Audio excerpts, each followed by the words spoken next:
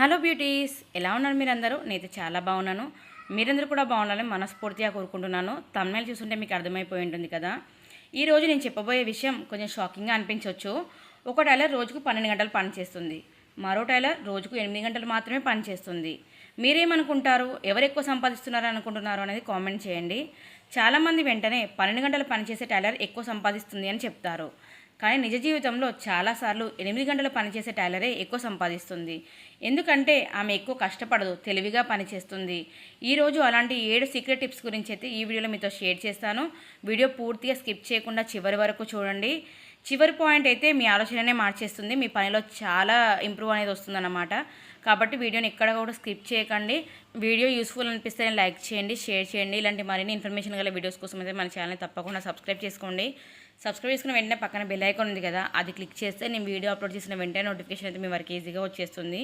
ఇక టాపిక్లోకి వెళ్ళిపోదాం. మొదటి పాయింట్ వచ్చేసి, కొంతమంది ఉదయం నుంచి రాత్రి వరకు మిషన్ ముందు కూర్చొని కుడుతూనే ఉంటారు, లేకుంటే కటింగ్ చేయడము, ఏదో ఒక పనిలో ఉన్నాము అనుకుంటారు. కానీ ఆ రోజు తీరా రాత్రి ఆలోచిస్తే అసలు నేను ఇవాళ ఏం పని చేశాను, ఏది ఎటుగాకుంటుంది, అంత సగం సగంగా మిగిలిపోయింది, ఇవాళ మొత్తం కష్టపడ్డా కూడా ఎలాంటి యూజ్ లేదు అనే ఆలోచన చాలామంది టైలర్కి వస్తూ ఉంటుంది.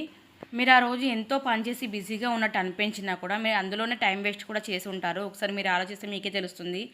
అంటే కాల్స్ వస్తే మాట్లాడడము, చిన్న చిన్న పనులకి మిషన్ మించి లేవడము, లేకుంటే ఇవాళ ఏం కుట్టాలి, ఈ బ్లౌజ్ ఎప్పుడు ఇవ్వాలి, ఎప్పుడు కస్టమర్ వస్తారు. నేను ఆల్రెడీ ఇంతకుముందు టైం మేనేజ్మెంట్ టిప్స్లలో చెప్పాను.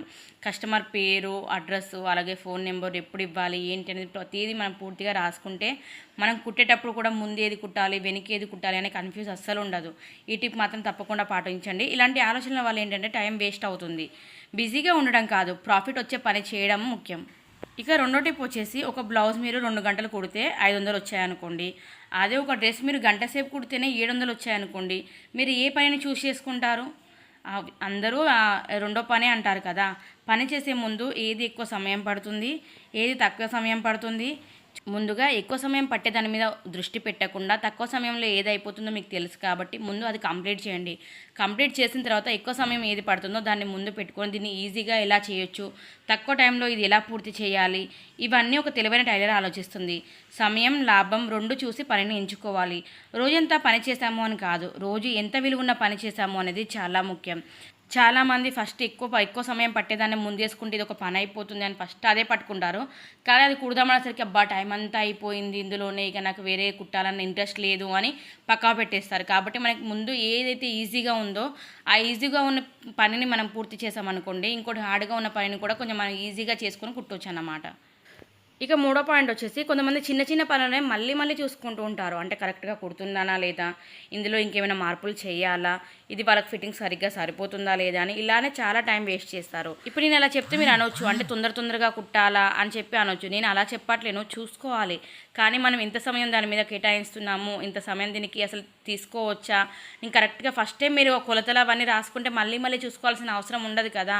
దానివల్ల మిగతా పనులు కూడా ఆగిపోతాయి. మనకు క్వాలిటీ, ఫినిషింగ్ ఎంత అవసరమో సమయం కూడా అంతే అవసరం. కాబట్టి మంచి క్వాలిటీ, ఫినిషింగ్, సరైన సమయం, ఈ రెండు విజయవంతమైన టైలర్కి ఉండాల్సిన లక్షణాలు. ఎప్పుడు కూడా టైంతో పరిగెడితేనే మనం విజయానికి అందుకుంటాం. కానీ సమయం వేస్ట్ చేస్తూ ఇక్కడే ఉంటే మాత్రం మనం ఎప్పటికీ ఇక్కడే ఉండిపోతాం. కాబట్టి టైం తగ్గట్టు మనం కూడా నడుచుకోవాలి, టైంతో పాటు మనం కూడా పరిగెత్తాలి. ఇక 4వ పాయింట్, ప్రొఫెషనల్ టైలర్స్ ప్రతి నెల వాళ్ళని వాళ్ళు సరి చేసుకుంటారు. ఎలా అంటారా? వాళ్ళని వాళ్ళు ప్రశ్నించుకుంటారు.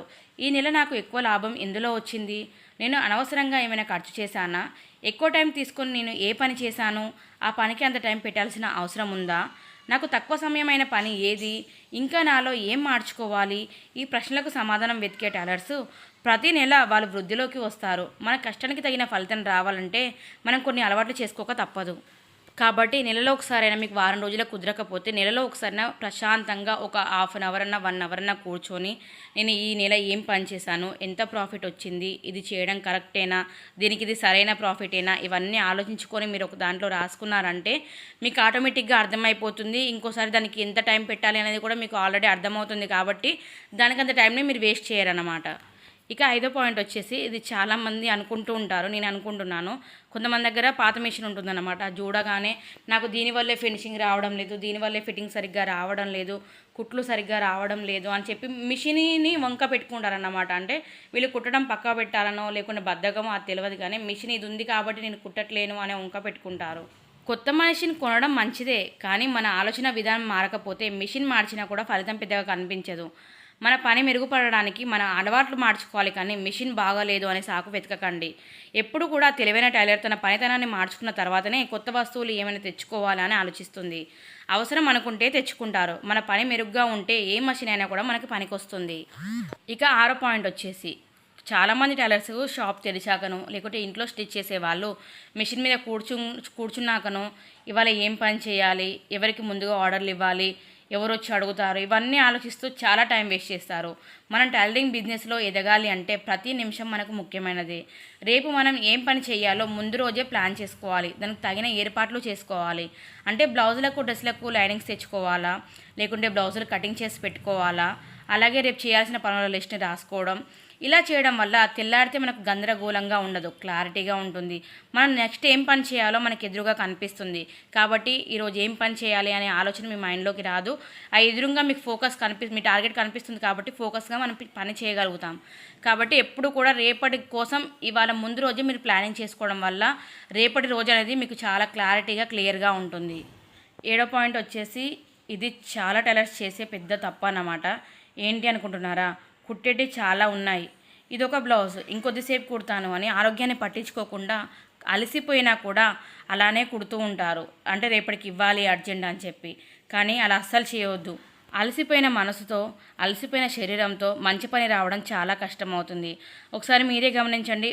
ఉదయం ఫ్రెష్గా కుట్టిన బ్లౌజు, అలాగే రాత్రి మీరు పడుకునే ముందు అలసిపోయిన కుట్టిన బ్లౌజ్ని ఒకసారి చూస్తే మీకే తేడా తెలుస్తుంది.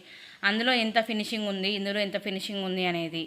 మనకు పని ఎక్కువైతే మన శరీరం ఎప్పుడు కూడా మనతో చెప్తూనే ఉంటుంది, ఇక చాలు నా వల్ల కావట్లేదు అన్నప్పుడు వెంటనే పని పక్కకు పెట్టి లేవండి. మీకు ఎక్కువ బ్లౌజులు ఉన్నాయి, కుట్టకపోతే నడవదు అనుకున్నప్పుడు అలా అయితే లేచి ఒక half an hour 1 hour rest తీసుకొని మళ్ళీ మిషన్ మీద కూర్చోండి. తప్పితే అలాగే కంటిన్యూగా కుట్టడం వల్ల టైలర్స్కి చాలా హెల్త్ ప్రాబ్లమ్స్ ఉంటాయి. నడుము నొప్పి, మెడ నొప్పులు, గుడ్లు గుంజడాలు, ఇలా చాలా రకాలు కాళ్ళ నొప్పులు, ఇలా రకరకాల బాధలు ఉంటాయి. కాబట్టి కొంచెం మనం రెస్ట్ అనేది తీసుకోవాలి. కుట్టేటివి ఉన్నాయి, ఇప్పుడు కాకపోతే ఇంకో గంట సేపు లేట్ ఇస్తానని చెప్పండి, కానీ మన హెల్త్ని మాత్రం ముందు చూసుకోవాలి. మనం ఈ రోజు ఉన్నాయని కదా అని కుడతాము, కానీ రేపటి రోజు మనకు చురుగ్గా, యాక్టివ్గా, అలాగే మంచిగా ఉండాలి అంటే ఈరోజు మనం ఎంతో కొంత విశ్రాంతి తీసుకుంటేనే రేపటి పనిని మనం చురుగ్గా చేయగలుగుతాం. కాబట్టి విశ్రాంతి తీసుకోండి. 10 సంవత్సరాల తర్వాత సక్సెస్ఫుల్ టైలర్స్ని చూస్తే వాళ్ళలో కామన్గా ఒక విషయం కనిపిస్తుంది. వాళ్ళు ప్రతి సంవత్సరం, ప్రతి నెల, ప్రతి వారం చిన్న చిన్న మార్పులు చేసుకుంటూ కొత్తగా నేర్చుకుంటూ ముందుకు వెళ్తారు. ఒక్క రోజులోనే పెద్ద మార్పు రావాలని ఎదురు చూడరు. కాబట్టి మీకు కస్టమర్స్ రావాలన్నా, లేకుంటే నాకు ఇంకా ఫిట్టింగ్ రావాలంటే కూడా కొంచెం దేనికైనా టైం పడుతుంది. ఏదైనా మనం పని చేస్తుంటేనే మనకు అలవాటు అవుతుంది. కాబట్టి ఏది తొందరగా అవ్వాలి అని అనుకోవద్దు. నేను పాటించేవి, నాకు తెలిసిన టిప్స్ అయితే నేను మీతో షేర్ చేశాను. మీకు వీడియో ఎలా అనిపించింది అనేది తప్పకుండా కామెంట్ చేయండి. వీడియో నచ్చితేనే లైక్ చేయండి, షేర్ చేయండి. ఇలాంటి మరిన్ని ఇన్ఫర్మేషన్ గల వీడియోస్ కోసం అయితే మన ఛానల్ని తప్పకుండా సబ్స్క్రైబ్ చేసుకోండి. సబ్స్క్రైబ్ చేసుకున్న వెంటనే పక్కన బెల్ ఐకాన్ ఉంది కదా, అది క్లిక్ చేస్తే నేను వీడియో అప్లోడ్ చేసిన వెంటనే నోటిఫికేషన్ మీ వరకు ఈజీగా వచ్చేస్తుంది. Thank you for watching.